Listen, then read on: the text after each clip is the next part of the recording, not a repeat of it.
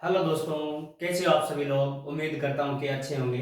और आज की दोस्तों हमारी क्लास रहने वाली है मौलिक अधिकारों की। यानी हेडिंग डाली हुई है मौलिक अधिकार। यानी मौलिक अधिकार कौन कौन से थे, हमें संविधान में कितने प्रकार के मौलिक अधिकार मिले हुए हैं और उसमें क्या क्या नए नियम लागू किए गए, कौन कौन से कानूनी बना दिए गए हैं, इसके बारे में आज विस्तृत वर्णन करने वाले हैं। तो देखिए, अगर हम बात करते हैं कि मौलिक अधिकार कौन से भाग में है, तो हमारे संविधान के भाग 3 में मौलिक अधिकार है। और अगर अनुच्छेद की बात करते हैं, यानी अनुच्छेद, तो अनुच्छेद की अगर बात करेंगे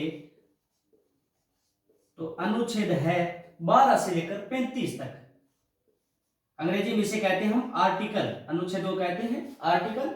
और भाग अपने कितने में है, 3 में। और अनुच्छेद 12 से 35 तक हमें क्या मिले हैं, मौलिक अधिकार मिले हुए हैं। अगर हम बात करते हैं कि भाई मौलिक अधिकार है, वो हमें जो मौलिक अधिकार शब्द हमने कहां से लिया है, तो मौलिक अधिकार जो शब्द है हमने यूएसए से लिया गया है। कहां से, यूएसए यानी संयुक्त राज्य अमेरिका से। कहां से, संयुक्त राज्य अमेरिका से। या यूं कह दें कि अमेरिका के संविधान से लिया गया है, अमेरिका के संविधान से लिया गया है। देखिए, हमारे भाग 3 को, यानी ये जो भाग 3 है, इसको एक नाम दिया जाता है क्या, मेग्ना कार्टा। मेग्ना कार्टा, मेग्ना कार्टा किसे कहते हैं, तो अगर पूछ लिया जाए तो भाग 3 को, यानी हमारे मौलिक अधिकार को भारत का मेग्ना कार्टा कहा जाता है। अब आपको ये नाम पता नहीं चला अभी तक कि भाई मेग्ना कार्टा होता क्या है। पहले ब्रिटिश में राजा के द्वारा कुछ मजदूरों को अधिकार दिए गए थे और उन अधिकारों को ही क्या कहा गया था, मेग्ना कार्टा शब्द कहा गया था। और हम अपने जो मौलिक अधिकार है संविधान में, उन्हें हम भारत का मेग्ना कार्टा कहते हैं। अब देखिए, पहले अपने कितने मौलिक अधिकार थे, कितने मौलिक अधिकार थे, तो अपने संविधान में 7 मौलिक अधिकार थे। कितने, 7 मौलिक अधिकार थे, 7 मौलिक अधिकार। अब 7 मौलिक अधिकार में एक थोड़ा सा संशोधन हुआ था। वो कब हुआ था, तो देखिए, अगर उस संशोधन की बात करते हैं तो वो संशोधन हुआ था 44वें संविधान संशोधन में। कब, 44वें संविधान संशोधन। और यह संशोधन है तो अपने को ध्यान क्या रखना है, या तो 1976 या 1978, उनमें से अपने को याद रखना है 1978। बहुत सारे स्टूडेंटों को यहां पर ही कंफ्यूज होता है कि जो भाई अपने 7 मौलिक अधिकार है और 44वें संविधान संशोधन 1978 के द्वारा कौन सा मौलिक अधिकार हटा दिया गया था। तो अगर बात करते हैं हटा कौन से मौलिक अधिकार हटा दिया था, तो संपत्ति के अधिकार को हटा दिया गया था, संपत्ति के अधिकार को हटा दिया गया था। अब देखिए, यह संपत्ति का अधिकार हटाने के बाद में इसे क्या बना दिया गया, इसे बाद में बना दिया गया था कानूनी अधिकार। ध्यान रखना, इसे बाद में कानूनी अधिकार बना दिया गया था और अनुच्छेद 300 के अंदर रखा गया था, या अनुच्छेद 301 के अंतर्गत। अधिकार वर्तमान में अपने अगर अधिकार पूछ लिए जाए तो वर्तमान में अधिकार है अपने 6। वर्तमान में अगर पूछ लिया जाए वर्तमान में कितने मौलिक अधिकार है, तो वर्तमान में मौलिक अधिकार रहेंगे 6। देखिए, एक बार वापस रिपीट कर लेते हैं। अपने भाग 3 में मौलिक अधिकार दिए हुए संविधान में। अगर मौलिक अधिकार जो शब्द है हमने कहां से लिया है, तो संयुक्त राज्य अमेरिका से, यानी यूएसए से। अगर पूछ लिया जाए कि भाई अनुच्छेद कौन कौन से में अपने मौलिक अधिकार है, तो अनुच्छेद 12 से अनुच्छेद 35 तक मौलिक अधिकार वर्णन है। अगर हम बात करते हैं कि भाई पहले कितने मौलिक अधिकार थे, तो 7 मौलिक अधिकार थे। लेकिन 44वें संविधान संशोधन 1978 के द्वारा संपत्ति के अधिकार को हटाकर अनुच्छेद 301 के अंतर्गत कानूनी अधिकार बना दिया गया, यानी हम ज्यादा संपत्ति रख नहीं सकते। उसके बाद में वर्तमान में अगर पूछा जाए कि भाई कितने मौलिक अधिकार हैं, तो 6 मौलिक अधिकार है। अब हम आगे की जो चर्चा करेंगे ना कि भाई मौलिक अधिकार कौन कौन से है और किस अनुच्छेद के अंतर्गत लिए गए हैं। तो नेक्स्ट क्लास में हम वही पढ़ रहे हैं।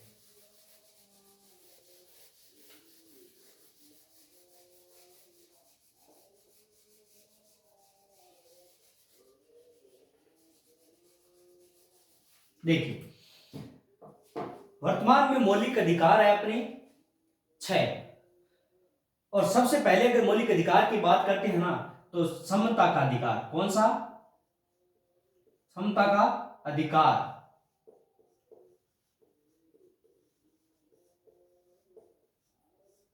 दूसरा होगा समानता का अधिकार। समता का अधिकार, स्वतंत्रता का अधिकार। स्वतंत्रता का अधिकार।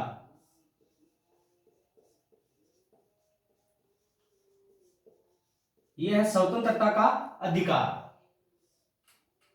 तीसरी अगर अपने मौलिक अधिकार की बात करते हैं, तो तीसरा मौलिक अधिकार हो गया शोषण के विरुद्ध अधिकार। कौन सा? शोषण के विरुद्ध अधिकार।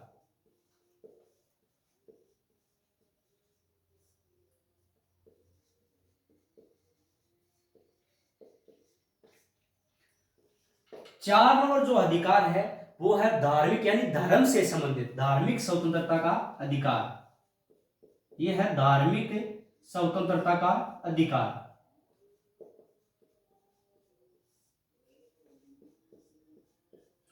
अगर पांचवी की बात करते हैं तो अपने शिक्षा से संबंधित है। शिक्षा और जो अपनी संस्कृति है उससे संबंधित अधिकार है, और उसे हम कहते हैं शिक्षा और संस्कृति का अधिकार। शिक्षा और संस्कृति का अधिकार। और अंतिम रूप से है वो है संवैधानिक उपचारों का अधिकार।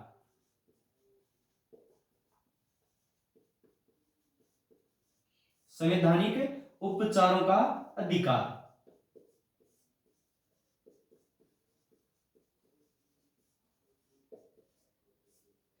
अब हम बात करने वाले हैं कि भाई ये जो अपने मौलिक अधिकार है कौन से अनुच्छेद से स्टार्ट होते हैं और कौन से अनुच्छेद समाप्त होते हैं। तो सबसे पहले अगर हम बात करते हैं तो समता का जो अधिकार है वो अपनी 14 से लेकर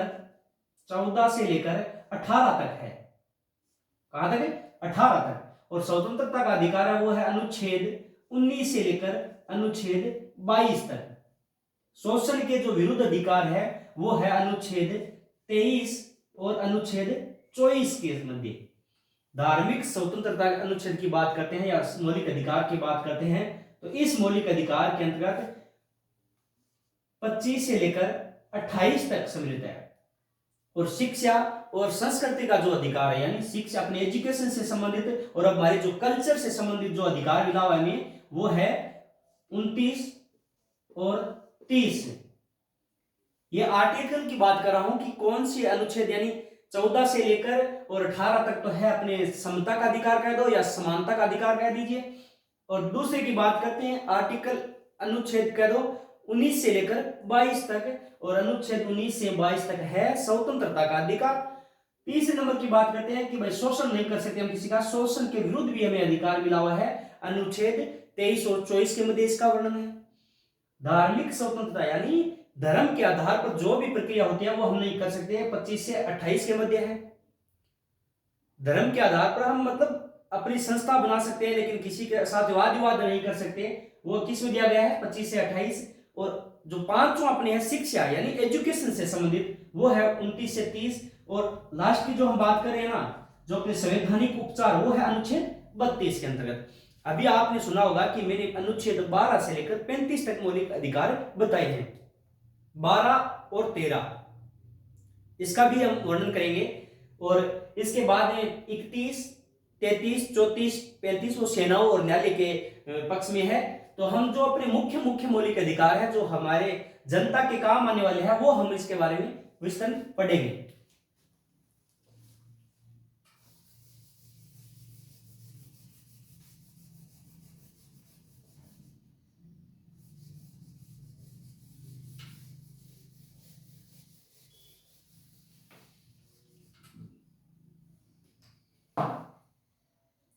देखिए, अब हम बात करते हैं समता का अधिकार। इसके अंतर्गत अनुच्छेद 14 से लेकर 18 तक है। अब आप कहोगे सर 14 से 18 तो है, लेकिन कौन कौन से 14 से 18 अनुच्छेद के अंतर्गत किस किस नियम को दिया गया है या कौन कौन से अधिकार को दिया गया है, तो चलिए हम अब इसी एक एक करके इसके बारे में जानकारी प्राप्त करते हैं। हम सबसे पहले अगर बात करेंगे ना, तो अनुच्छेद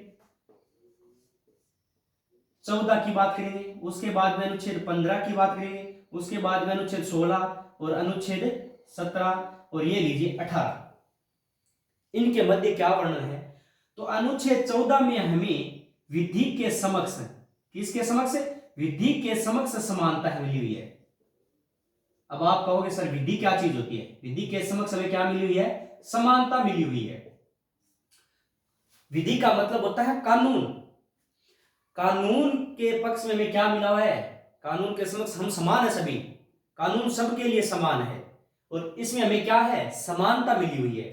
अगर हम 15 की बात करते हैं, आर्टिकल 15 यानी अनुच्छेद 15 के अंतर्गत क्या लिया गया है, धर्म, जाति,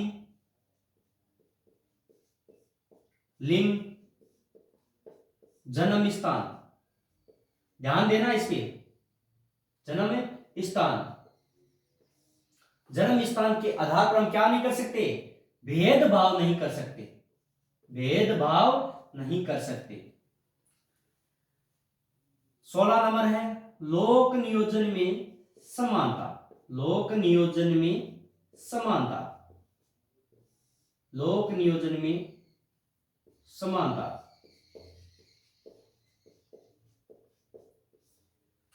और 17 नंबर है अस्पृश्यता का अंत, अस्पृश्यता का अंत।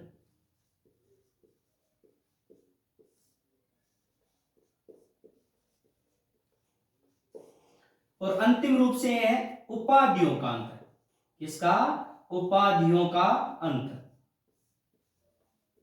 उपाधियों का अंत। देखिए अब आप कहोगे सर आपने तो बोर्ड पे लिख दिया है और आपको अच्छी तरीके से हमें तो याद नहीं हो रहा है। बहुत अच्छी तरह से याद कर सकते हैं हम भाई। देखिए हम बात कर रहे हैं विधि के समक्ष समानता की। विधि का मतलब मैंने बता चुका हूं, कानून होता है, कानून से सभी क्या है, समान है, कानून सबके लिए समान है, चाहे वो भारत का प्रधानमंत्री हो, चाहे भारत का राष्ट्रपति हो, चाहे भारत का एक आम नागरिक हो, कानून सबके लिए समान है।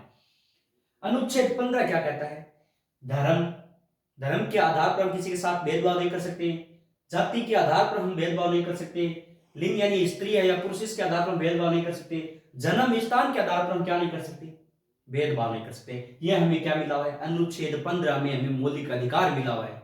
अगर धर्म, जाति, लिंग, जन्म स्थान के आधार पर कोई भेदभाव करता है तो हम इसकी रिपोर्ट कर सकते हैं, क्योंकि यह हर जाति हर धर्म को क्या है, मौलिक अधिकार मिला हुआ है। अब देखिए आर्टिकल 16 क्या कहता है, यानी अनुच्छेद 16 क्या कहता है कि लोक नियोजन में समानता। भाई लोक नियोजन में समानता कैसे, यानी सरकारी नौकरियों में समानता होनी चाहिए और अपने को ये मौलिक अधिकार मिला हुआ है, यानी किसी भी जाति से हो, किसी भी लिंग से हो, किसी भी जन्म स्थान से हो, किसी भी धर्म से हो, सबको क्या है, समानता मिली हुई है।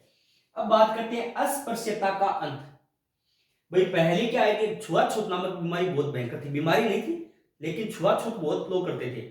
आज तो मतलब इसका जो कम हो गया छुआछूत, लेकिन पहले जातियों में बहुत छुआछूत किया करते थे। तो अभी क्या है, इसमें अस्पृश्यता का अंत कर दिया, यानी हम क्या नहीं कर सकते, छुआछूत नहीं कर सकते। और अंतिम रूप से अनुच्छेद 18 में है उपाधियों का। देखिए मैंने ये नहीं कहा है कि सारी उपाधियां बंद कर दी गई है, लेकिन उपाधियों का अंत कहने का मतलब है कि शिक्षा यानी एजुकेशन और सेना, इनमें उपाधियां दी जा सकती है। जैसे आपका लड़का या आप स्वयं पीएचडी कर रखिए और आपके नाम के आगे डॉक्टर लगा है, लेकिन आप डॉक्टर नहीं हो, डिग्री करने के बाद में आपके नाम के आगे डॉक्टर लगते हैं, जैसे डॉक्टर रमेश, डॉक्टर श्याम सुंदर, डॉक्टर रामकिशन। तो इस तरह से क्या है कि शिक्षा और सेना में क्या है कि उपाधियां दी जा सकती है। अगर आप विदेश में हो और वहां की सरकार आपको क्या करती है, कोई उपाधि देती है अच्छा काम करने के लिए, तो आपको जो अपने भारत की गवर्नमेंट है उनसे अनुमति लेनी होगी, अपने न्यायालय से अनुमति लेनी होगी कि भाई मैं इस जो उपाधि को स्वीकार कर सकता हूं या नहीं कर सकता। अगर हमारी सरकार अनुमति देती है तो वो उपाधि आप लगा सकते हो, वरना नहीं लगा सकते। यानी हमारे जो मौलिक अधिकार है उसमें उपाधियों का क्या कर दिया है, अंत कर दिया है। अब हम पढ़ने वाले हैं स्वतंत्रता का अधिकार। भाई हमें कौन कौन सी स्वतंत्रताएं मिली हुई है और किस किस अनुच्छेद में मिली हुई है। मौलिक अधिकार का जो टॉपिक है वो बहुत ही इजी टॉपिक है, अगर सही तरीके से हम समझे ना तो बहुत ही सुंदर टॉपिक है। और इसमें से हर एग्जाम में अगर मौलिक अधिकार टॉपिक हो तो क्वेश्चन 100% श्योर है कि आता ही आता है। कोई हो सकता है एग्जाम में कई बार क्या है कि एक टॉपिक से ज्यादा क्वेश्चन दे दे, लेकिन मौलिक अधिकार का क्वेश्चन पूछा जाता है और सबसे ज्यादा जो क्वेश्चन पूछा गया है वो है अस्पृश्यता का अंत। अब हम बात करते हैं स्वतंत्रता का। स्वतंत्रता का क्या अधिकार दिया हुआ है, स्वतंत्रता का अधिकार। देखिए स्वतंत्रता का अधिकार, स्वतंत्रता का अधिकार यह है अपने मौलिक अधिकार नंबर 2। अब हम भाई बात करने वाले हैं कि हमें कौन कौन सी स्वतंत्रताएं मिली हुई है। भाई हम क्या कुछ कर सकते हैं हमारी जिंदगी में, क्या सरकार हम पे दबाव बना सकती है या फिर हम जो भी मतलब हमारी स्वतंत्रता है उसका उपयोग ले सकते हैं। जी हाँ, बिल्कुल हम उस स्वतंत्रता का उपयोग ले सकते हैं, लेकिन शांतिपूर्ण ढंग से, न कि हिंसा फैलाकर। देखिए अगर हम बात करते हैं ना तो अनुच्छेद 19, इसमें कौन कौन से अनुच्छेद है, अनुच्छेद है 19 से लेकर 22 तक। और सबसे पहले हम अनुच्छेद 19 की बात करेंगे। अनुच्छेद 19 लीजिए साहब, इसमें है अभिव्यक्ति की स्वतंत्रता। किसकी, अभिव्यक्ति की स्वतंत्रता, अभिव्यक्ति की स्वतंत्रता, अभिव्यक्ति की स्वतंत्रता। यह अभिव्यक्ति की स्वतंत्रता गुरुजी क्या हुआ है, अब आ जो अभी बता दशा। अपन अनुच्छेद 19 में 5-6 प्रकार की स्वतंत्रता मिली हुई है। भाई अपन संघ बना सका, समूह बना सका, बोल सका, निवास कर सका, पूरे भारत में कहीं घूम सका, रोजगार कर सका, आजीविका कमा सका, इन बारे में अपन की है स्वतंत्रता मिली हुई है। और अगर हम बात कराने 1 नंबर, 2 नंबर, 3 नंबर, 4 और 5, देखिए अनुच्छेद 19 में सबसे पहले हमें जो स्वतंत्रता मिली है वो बोलने की स्वतंत्रता है। क्या है, बोलने की हमें क्या है, स्वतंत्रता है। हम कहीं भी जाकर, जरूरी नहीं है हम अपने शहर में रह रहे हैं, अपने गांव में रह रहे हैं, कहीं पर भी जाकर हम क्या कर सकते हैं, बोल सकते हैं। बोलने का मतलब वो नहीं कि लड़ाई झगड़ा कर सकते हैं, नहीं, हम हमारी आवाज उठा सकते हैं कहीं पर भी जाकर। ठीक है, तो बोलने की स्वतंत्रता है वो अनुच्छेद 19 फर्स्ट में है, यानी अनुच्छेद 19 1 में है। अब बात करते हैं तो शांतिपूर्ण, 2 नंबर में क्या है, शांतिपूर्ण, न कि हिंसात्मक है। शांतिपूर्ण की बात कर रहा हूं, शांतिपूर्ण रूप से क्या है, एकत्रित कर सकते हैं, शांतिपूर्ण रूप से एकत्रित हो सकते हैं, एकत्रित हो सकते हैं। अनुच्छेद 19(3) में क्या लिखा गया है, तो अनुच्छेद 19(3) में सभा, अनुच्छेद 19(3) में सभा व समूह बना सकते हैं। क्या बना सकते हैं हम, अनुच्छेद 19(3) में सभा व समूह बना सकते हैं। अगर हम 4 की बात करते हैं तो पूरे भारत में भ्रमण कर सकते हैं। भारत में क्या कर सकते हैं, भ्रमण, यानी भ्रमण का मतलब है आवागमन कर सकते हैं, आवागमन कर सकते हैं। कहां पे, भारत में आवागमन कर सकते हैं। और आवागमन करते हैं तो कहीं पर भी हम क्या कर सकते हैं, निवास कर सकते हैं। निवास के बाद में हम क्या कर सकते हैं, 6 नंबर पे अनुच्छेद 19(6) में हम क्या करते हैं, अनुच्छेद 19(6) के मतलब 6 के अंतर्गत हम आजीविका, आजीविका यानी कहीं पर भी रोजगार कर सकते हैं। लेकिन पहले जो अनुच्छेद थे उनके बारे में भी थोड़ा सा पढ़ेंगे। देखिए गुरुजी बहुत टफ लगा है, अनुच्छेद 19 में थे बहुत कुछ लिखा दियो, तो अनुच्छेद 19 की आप चर्चा करा तो अनुच्छेद 19 बहुत इजी है। देखिए एक छात्र है कॉलेज के अंतर्गत, वो क्या करता है कि सरकार या कॉलेज की यूनिवर्सिटी जो नियम निकालती है, सरकार के खिलाफ आवाज उठाने यानी बोलने लग जाता है कि भाई ये नियम है जो गलत है। वो किसके अनुच्छेद 19A के तहत हम बोलने की स्वतंत्रता रखते हैं, लेकिन भाषा शुद्ध होनी चाहिए। दूसरी में क्या करता है वो व्यक्ति क्या शांतिपूर्ण मतलब अपने छात्र साथियों को इकट्ठा करने लग जाता है यानी एकत्रित करने लग जाता है, वो भी हमें स्वतंत्रता है। उसके बाद में अनुच्छेद 19(3) के अंतर्गत सभाएं करने लग जाता है। सरकार अगर उसकी आवाज फिर भी नहीं सुनती है तो सभा और समूह के द्वारा वो आवाज उठाने का प्रयत्न करता है। गुरुजी बहुत अच्छा। उसके बाद में अगर बात करते हैं तो तभी सरकार नहीं मानती है, बाई चांस उस स्टूडेंट की बात नहीं, लीडर की बात नहीं मान रही है, तो वो क्या करता है पूरे शहर में पूरे देश के अंतर्गत क्या कि भ्रमण करके घूम करके आवागमन करके भाई सरकार के खिलाफ आवाज उठाने की कोशिश करता है। जब वो आवागमन कर रहा है तो कहीं ना कहीं उसे निवास करने की भी जरूरत पड़ेगी, यानी हम संपूर्ण भारत में कहीं पर भी जाकर निवास कर सकते हैं। रही बात अगर निवास कर रहे हैं तो पैसों की तो कमी आएगी आई, तो हम क्या कर सकते हैं आजीविका यानी अनुच्छेद 19(6)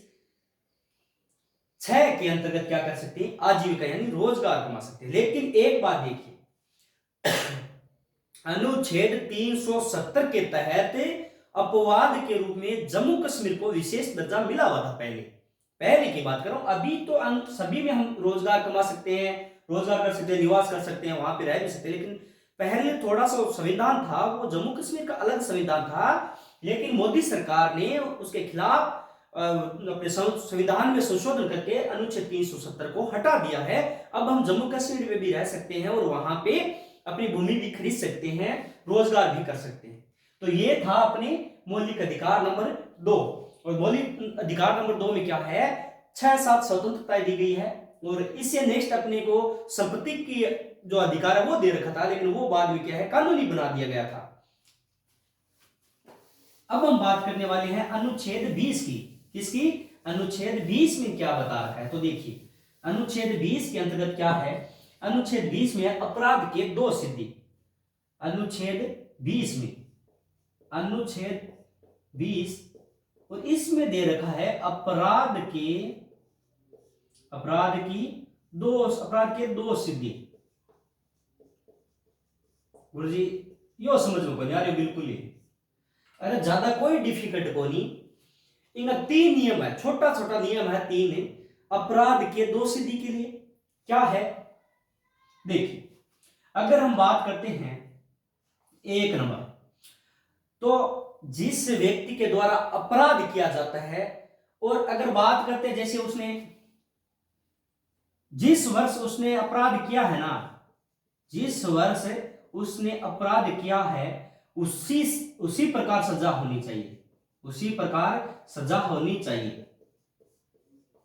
देखिए इसका मतलब क्या है, जैसे हम अभी चल रहा है 2022 का अंतिम पड़ाव, तो 2022 में हम कोई अपराध करते हैं, 2022 का मतलब है जैसे अक्टूबर में हमने कोई अपराध किया, और हमें उस टाइम क्या है जैसे इस साल अपने को सजा का नियम है 6 साल, यानी 6 साल की सजा होगी कोई दोष के मतलब दोषी पाए जाने के कारण। और हमें दोषी कब घोषित करते हैं 2023 के अंतर्गत, अगर हमें 2023 के अंतर्गत दोषी घोषित करती है न्यायालय, और उस टाइम सजा में परिवर्तन हो जाता है और सजा कर दी जाती है 5 वर्ष।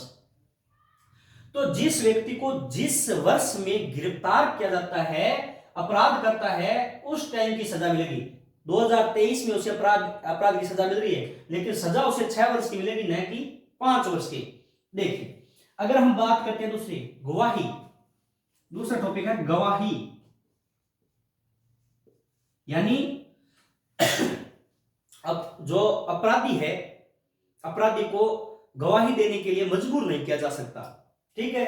तीसरी है एक अपराध के लिए, यानी एक अपराध के लिए एक बार ही सजा होनी चाहिए, एक बार ही सजा होनी चाहिए। ये अपने अनुच्छेद 20 में दिया गया है। भाई कोई व्यक्ति अपराध करता है, कोई उसे एक बार सजा मिल चुकी है, अगर दूसरी बार वो व्यक्ति अपराध करता ही नहीं और पुलिस प्रशासन पकड़ के उसे ले जाए कि भाई तुझे क्या होगी सजा होगी, तो वो क्या भुगतेगा क्या? नहीं भुगतेगा, क्योंकि अपने संविधान में ये नियम दे रखा है कि जिस व्यक्ति ने जिस वक्त सजा दी जाती है तो वो एक अपराध के लिए सजा दे सकते हैं। देखिए अब हम बात करने वाले हैं अनुच्छेद 21, अनुच्छेद 21 की। एक बार मैं इसको मिटा नहीं रहा हूं क्योंकि इसमें बच्चे कंफ्यूज हो जाते हैं बहुत सारे। अनुच्छेद 21 में क्या है? अनुच्छेद 21 में है, देखिए अनुच्छेद 21 की बात करते हैं तो अनुच्छेद 21 में है प्राणों की रक्षा, प्राण एवं दैहिक, प्राण एवं दैहिक स्वतंत्रता दी गई है, प्राण एवं दैहिक स्वतंत्रता। देखिए प्राण एवं दैहिक स्वतंत्रता कैसे है कि भाई कोर्ट अपनी या अपना न्यायालय है ना, वो किसी भी व्यक्ति के प्राण लेने के लिए बाध्य नहीं करता है, किसी भी व्यक्ति को दूसरे को भी प्राण नहीं लेने देते हैं। दैहिक स्वतंत्रता, देह व्यापार नहीं करवा सकते हैं किसी से। अनुच्छेद 21 के अंतर्गत एक मुख्य बात रखी गई थी, 21 अनुच्छेद 21(a) के अंतर्गत क्या रखी गई थी भाई? 86वें संविधान संशोधन, 86वें संविधान संशोधन और 2002 के अंतर्गत, ये 86वें संविधान संशोधन 2002 में जोड़ा गया था। सबसे मुख्य बात तो यह है कब जोड़ा गया था? 2002 में। और कौन सा संविधान संशोधन है? 86वां संविधान संशोधन है। और इसमें क्या किया गया था? बच्चों के लिए अनिवार्य एवं निःशुल्क शिक्षा, अनिवार्य एवं निःशुल्क शिक्षा, यह नियम लागू किया गया था साहब। किसके अंतर्गत? अनुच्छेद 21 के अंतर्गत नहीं, अनुच्छेद 21(a) के अंतर्गत। अगर आपको एग्जाम में क्वेश्चन आता है कि अनुच्छेद 21 में किस प्रकार की स्वतंत्रता है, तो अनुच्छेद 21 में प्राण एवं दैहिक स्वतंत्रता है। कैसी? प्राण एवं दैहिक स्वतंत्रता है। और 21(a) के बारे में पूछा जाता है तो 86वें संविधान संशोधन 2002 के द्वारा अनिवार्य एवं निःशुल्क शिक्षा दी जाती है। अब हम बात करते हैं इसमें अंतिम की, यानी अनुच्छेद 22। अब आपको पता चलेगा कि मैंने 20 अभी तक क्यों नहीं लिख रखा है और क्यों नहीं इसको हटाया यहां से बोर्ड से। तो देखिए अब हम बात करते हैं अनुच्छेद 21 की, नहीं अनुच्छेद 22 की, सॉरी अनुच्छेद 22 में ऐसा क्या है? अगर आप अनुच्छेद 22 को अच्छी तरह से समझोगे तो आपके बहुत लाइफ मतलब जिंदगी में बहुत अच्छे तरीके से काम आएगा। इसमें दे रखा है गिरफ्तारी के संरक्षण, गिरफ्तारी में संरक्षण, यानी गिरफ्तारी में संरक्षण, संरक्षण ये लीजिए साहब, गिरफ्तारी में संरक्षण कैसे? अब देखो कुछ बच्चे कहते हैं कि अनुच्छेद 22 में अपराध की 2 सदी का नियम है, स्वतंत्रता मिली है, मौलिक अधिकार मिला। नहीं, देखिए जब हम अपराध करेंगे ना तभी तो हमारी गिरफ्तारी होगी, या हम कोई अपराध करते नहीं, अपराध तो करते बाद में और पहले ही हमारी कोई गिरफ्तारी हो जाती है, ऐसा कहीं लिखा हुआ है। तो कंफ्यूज नहीं होना है, अपने को याद क्या रखना है कि पहले अपराध करेंगे तभी हमारी क्या होगी? गिरफ्तारी होती है। करना नहीं है वैसे अपराध, लेकिन समझाने में है कि पहले अपराध होता है उसके बाद में गिरफ्तारी की जाती है। देखिए अब अनुच्छेद 22(1) में क्या है?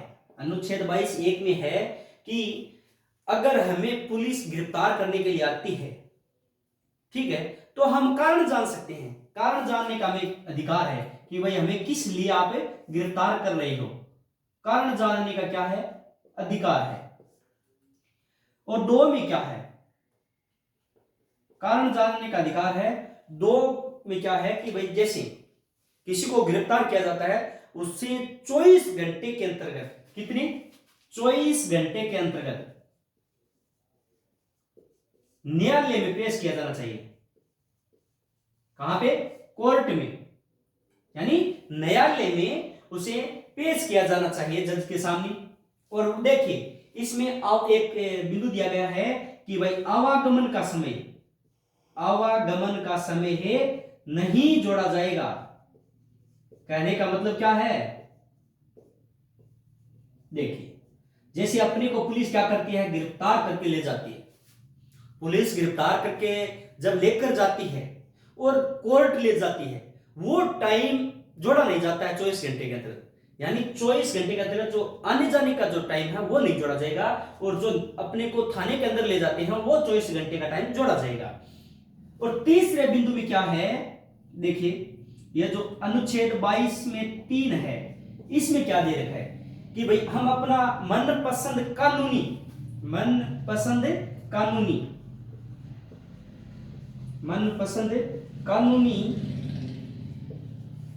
सलाह ले सकते हैं। क्या ले सकते हैं? सलाह। अरे कहने का मतलब है कि हम अपना वकील बना सकते हैं। क्या बना सकते हैं? वकील। अरे थे थाने में अगर बंद हो जाओ तो थे थारे आप मतलब गिरफ्तारी होने के बाद में थारो केस लड़ा, वो वकील तो है नहीं, वो अपन अधिकार मिलेड़ो है कि भाई आप अपना वकील बना सका, के कर सका अनुच्छेद गिरफ्तारी में संरक्षण। एक तो पुलिस वाला को कारण जान सका कि भाई साहब के माने किस जुर्म में अंदर करिया हो या माने थाने लेके जा रहे हो। दूसरी है कि भाई 24 घंटे के भीतर थाने न्यायालय में पेश करेगा, और मनपसंद थे कानूनी सलाहकार बना सकता हो। कहने का मतलब है कि अपना वकील बना सकते हैं केस लड़ने के लिए। तो सभी स्टूडेंट से अपने आज की जो टॉपिक था वो था मौलिक अधिकार। अभी ये समाप्त नहीं हुआ है क्योंकि ये क्लास बड़ी हो जाएगी फिर, और जो नेक्स्ट जो अपने मौलिक अधिकार बच्चे हैं वो नेक्स्ट आगे की क्लास में हम पढ़ेंगे।